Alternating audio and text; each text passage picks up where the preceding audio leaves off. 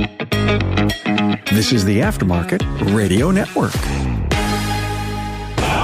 It's your weekly blitz with Chris, keeping you in the game.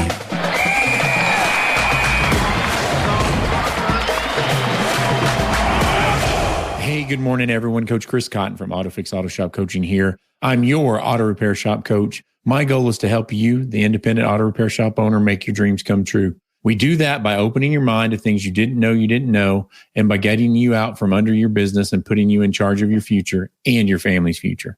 My goal is for you to stop having a hobby and start having a business you're proud of and can take time away from. First and foremost, I want to thank AutoLeap. Without their continued support, this podcast would not be available free to you. If you're in the market for a great shop management system, please see the show notes for a demo link. As you get into today's episode, you may know someone in your network who could benefit from the topic, so please take time to share personally or through your social network.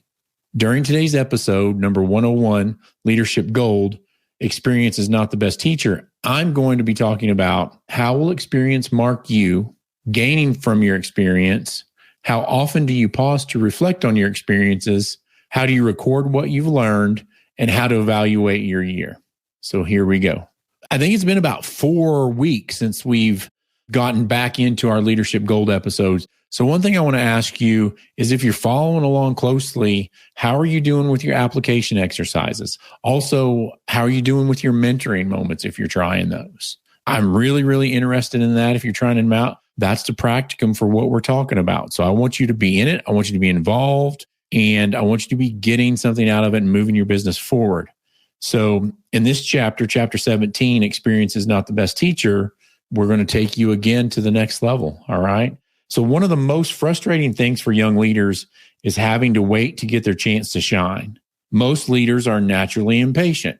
If you think about the rocket fuel, most leaders are your visionaries and not your integrators. Integrators would be great at this, but the visionaries are not, because they're impulsive. They're ready to go. They're ready to go out and kill something else, right? The first piece of this is, how will experience mark you? We all begin our lives as empty notebooks. Every day we have an opportunity to record new experiences on those pages. And with the turning of each page, we gain more knowledge and understanding. Ideally, as we progress and our notebook becomes filled with notations and observations, the problem is all people make the best use of their notebooks. Some people seem to leave the notebook closed most of their lives. They rarely jot down anything at all, while others fill their pages, but they never take the time to reflect on them and gain greater wisdom and understanding. And at the same time, a few not only make a record of what they experience, they linger over it and ponder its meaning. They reread what is written and reflect on it. Reflection turns experience into insight, so they not only live the experience, but they learn from it. These people understand that time's on their side, and if they use their notebook as a learning tool, not just as a calendar, they've come to understand a secret. Experience teaches nothing, but evaluated experience teaches everything. So please remember that. So gaining from experience, do you know people who have lots of knowledge but little understanding? They might have the means, but they really don't know the meaning of anything important. Even so, if they have a lot of know-how, they seem to possess little know-why. So what is the problem with those individuals? Their life experience is void of reflection and evaluation. When 25 years go by, they don't gain 25 years of experience. They gain 1 year of experience 25 times. So if you want to gain from your experience, if you want to become a wiser, more effective leader, there's some things about experience you need to know. Number one, we all experience more than we understand. There was a baseball player, Earl Wilson, who said, experience enables you to recognize a mistake when you make it again. So let's face it, we're going to make mistakes, right? So too much happens to us in our lives for us to be able to understand all of it. Our experiences overwhelm our understanding, and no matter how smart we are, our understanding will never catch up with our experience. So what's a person to do? Person is to make the most of what we can understand. And so you do that in two ways. First, at the end of each day, I want you to try to remember to ask yourself, what did you learn today? And then that also prompts you to review, quote unquote, the page of your notebook for the day. So the second thing I want you to do is to take the last week of every year to spend time reviewing the previous 12 months. I would also tell you, take the last day of every month to review the current month. And here we are almost done with February. So we should have done this once already by now and get ready to do it again. When you do that, when you think back, you reflect on your experiences, your successes and failures, your goals accomplished and dreams unmet, the relationships that you built and the ones that you lost. I was talking to Brian from Shop Marketing Pros today, and we were talking a lot about the word attrition and what happens. And how do we keep attrition from happening? I want you to get rid of the bad, but I want you to keep the good. Sometimes we let the good slip through our fingers. And I want you to think about the relationships if you let one slip that you shouldn't have. AutoLeap is a cloud-based all-in-one auto repair software that helps to keep complete track of your business, from scheduling appointments to managing technicians to generating invoices. Supercharge your growth with AutoLeap. Customers that fully adopt AutoLeap see the following benefits in their first year: 30% revenue growth, with top customers seeing over 100% growth, 75% decrease in no-shows, allowing you to service more customers, 3 times increase in positive Google reviews, leading to stronger online presence, 50% time saved on administrative tasks, driving increase in operational efficiency.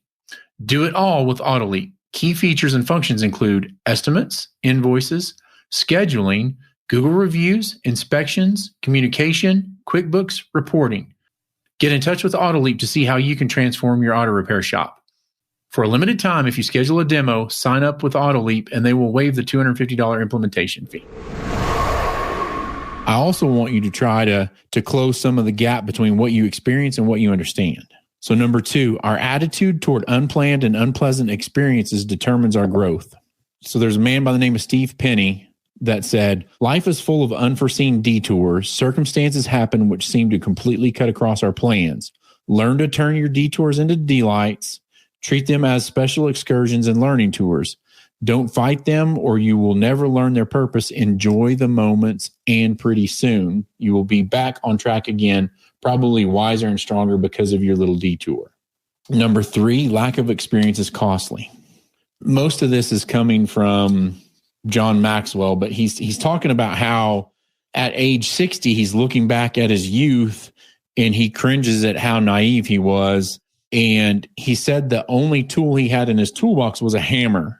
If all you have is a hammer, then everything looks like a nail. And so he pounded and he fought a ton of battles that he shouldn't have. And I feel as shop owners that we are constantly fighting battles that we shouldn't be fighting. And so we've got to figure out, how do we get other tools into our toolkit so we can finesse our way? Now, I want you to be able to pull out the hammer when you need it, but I also want you to be able to pull out your finishing hammer for those teeny tiny nails that you need to, or your trim hammer, I don't know, or maybe your nail gun. But he also said that he enthusiastically led people down dead-end roads as a hammer, and he possessed the confidence that only the inexperienced can possess. And he finishes that statement up with, I had no idea how little I knew. There's a person by the name of Harry Golden that remarked, the arrogance of the young is a direct result of not having known enough consequences. The turkey that every day greedily approaches the farmer who tosses him grain is not wrong. It's just that no one ever told the turkey about Thanksgiving. And Maxwell goes on to say that he made plenty of mistakes as a young leader, but he was fortunate. None of them were disastrous. Most of the damage was self-inflicted, and the organizations that he led didn't suffer terrible consequences for his experience. Number 4, experience is also costly. So lack of experience may be costly, but so is experience. It's a fact that you cannot gain experience without paying a price. As a shop owner, I learned a lot of ways how not to do something. And that's one of the things that being 50 years plus, 30 years in the industry, and having, coach shop owners for over 11 years now, I paid the price so that I can hopefully cut that for you, or help you shortcut that. Mark Twain once remarked, I know a man who grabbed a cat by the tail and he learned 40% more about cats than the man who didn't. You must have to hope that the price is not greater than the value of the experience you gain. And sometimes you cannot judge what the price will be until you have gained from the experience. There's a business owner that used to tell a story about a governing board of a bank who chose a bright young man to succeed their retiring bank president. The young man came to him one day and asked for help. And the question was, sir, what is the main thing I must possess to successfully follow you as president of this bank? The crusty old man replied, the ability to make decisions. The young man asked, how can I learn to do that? And the old man replied, experience. The young man asked again, but how do I get experience? The old man looked at him and said, bad decisions. It's like the old saying goes, experience gives the test first and the lesson later. The acquisition of experience can be costly, but it's not as costly as not gaining the experience. Whew, crazy stuff there. Number 5, not evaluating and learning from experience is more costly. It's a terrible thing to pay the price for experience and not receive the lesson, but that's often what happens with people. Why? Because when an experience is negative, people often run away from it, and they're very quick to say, I'll never do that again. For me, again, as a visionary, I get knocked in the mouth, punched in the throat, and then I'm like, okay, let's do that again, but let's do it a different way. Maybe we'll get a different outcome. If you're 40% successful, don't be afraid to learn from that experience, redo, and come back at it. Maybe next time you'll be 70% successful. A lot of people quit after the initial punch in the mouth. There's a Mike Tyson quote that says, everybody has a plan until you get punched in the face. Again, live in the experience, learn from the experience, and do it again. Don't be afraid to do it again. Pick yourself up, dust yourself off, get back in the fight. So another quote by Mark Twain, if a cat sits on a hot stove, the cat won't sit on that hot stove again. But in fact, the cat won't sit on a cold stove either. A cat doesn't have the mental capacity to evaluate their experience and gain from it. The best he can hope to do is follow his instinct for survival. If we want to gain wisdom and improve as leaders, we need to do better than that. We need to heed the words of USA Today founder Alan Newharth, who said, don't just learn something from every experience, learn something positive from every experience. Number 6, evaluated experience lifts a person above the crowd. So people who make it a regular practice to reflect on their experiences, evaluate what went wrong and what went right, and learn from them are rare. But when you meet one, you know it. There's a parable about a fox, a wolf, and a bear. One day they went hunting together, and after each one of them caught a deer, they discussed how to divide the spoils. The bear asked the wolf how he thought it should be done. The wolf said everyone should get one deer. Suddenly the bear ate the wolf. Then the bear asked the fox how he proposed to divvy things up. The fox offered the bear his deer and then said the bear ought to take the wolf's deer as well. Where did you get such wisdom? Asked the bear. From the wolf, replied the fox. Oliver Wendell Holmes also said, the young man knows the rules, but the old man knows the exceptions. And this is true only when the old man has taken the time to evaluate his experiences and gain wisdom from them.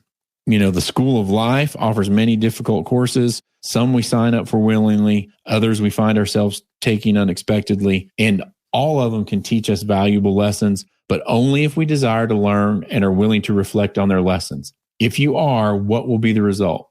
You may exemplify the sentiment expressed by Rudyard Kipling in his poem, If, and I'm going to read this poem to you now. If you can keep your head when all about you are losing theirs and blaming it on you, if you can trust yourself when all men doubt you, but make allowance for their doubting too, if you can wait and not be tired by waiting, or being lied about, don't deal in lies, or being hated, don't give away to hating, and yet don't look too good nor talk too wise. If you can dream and not make dreams your master, if you can think and not make thoughts your aim, if you can meet with triumph and disaster and treat those two impostors just the same, if you can bear to hear the truth you've spoken, twisted by knaves to make a trap for fools, or watch the things you gave your life to broken and stop and build them up with worn out tools. If you can make one heap of all your winnings and risk it all on one turn of pitch and toss and lose and start again at your beginnings and never breathe a word about your loss, if you can force your heart and nerve and sinew to serve your turn long after they are gone, and so hold on when there is nothing in you except the will which says to them, hold on. If you can talk with crowds and keep your virtue, or walk with kings nor lose the common touch, if neither foes nor loving friends can hurt you, if all men count with you but none too much, if you can fill the unforgiving minute with 60 seconds worth of distance run, yours is the earth and everything that's in it, and which is more, you'll be a man, my son. So not only will you be a man or woman of integrity and wisdom, you'll also benefit your people because you'll be a better leader. Hope I didn't butcher that too much. I've read that thing like 4 times, and every time I do, I think I have a different cadence or rhythm, but hopefully I got the point across. So now to the application exercises for the chapter. Number 1, how often do you pause to reflect on your experiences? Most leaders are constantly on the go. And as a result, they rarely take time to stop and reflect on their experiences of the day or week. So do you carve out time to evaluate your experiences and learn from them? Carving out your time means time blocking. We've talked about this several times. Put it at the end of the day, at the end of the week. Spend some time thinking about it on your drive home, whatever it is, put it on your calendar and follow through. If you're not doing it deliberately, chances are you're not gaining from your experience, and you run the risk of having one experience 25 times instead of 25 years of experience. Plan to set aside 15 minutes at the end of every day or an hour once a week to reflect on your experiences and learn from them. Number 2, how do you record what you've learned? I think people sometimes read the slogans or statements such as, I can't lead people if I need people.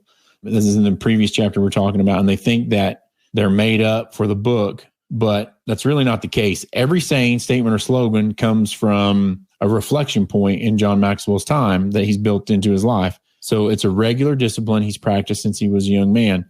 So when life teaches you a lesson, how do you record it? Do you simply try to remember it and hope for the best? That's not a very reliable system. Begin making a practice to write down life's lessons. I love journals, although I don't journal like most people do. I put my ideas and thoughts into them, and then I set them aside, and then I come back and read them. The same thing for reflection. I'm not the best at it, but I promise you from now on, if you meet me in person, ask me about my reflections. I'm going to start putting it in my journal every week and making sure that I do it.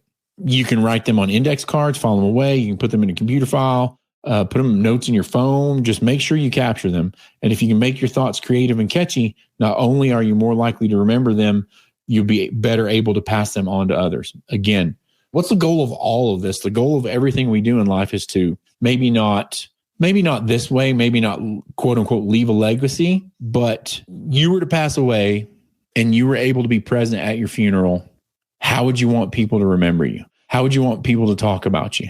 This is what we leave. This is what we pass on. And that's what I'm talking about when I say pass things on to others. What are people left with when you're gone?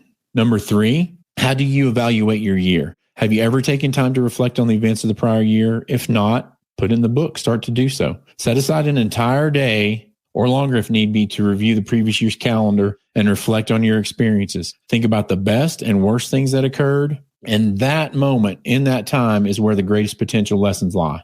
And then I want you to take time to write down what you've learned. Okay. And finally, the mentoring moment. I want you to ask the people you're mentoring to schedule a weekly time of reflection to evaluate their experiences.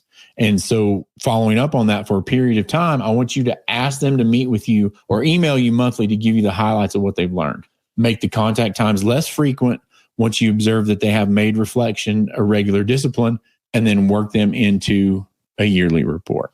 Okay. This has been Coach Chris Cotton from AutoFix-Auto Shop Coaching, reminding you it never always gets worse, but sometimes it has to get worse to get better. Remember, don't stop working today because tomorrow needs each and every one of you. Please feel free to reach out to me, Chris at AutoFixSOS.com, or give me a call at 940-400-1008. Have a great day, everybody, and remember to rise and grind.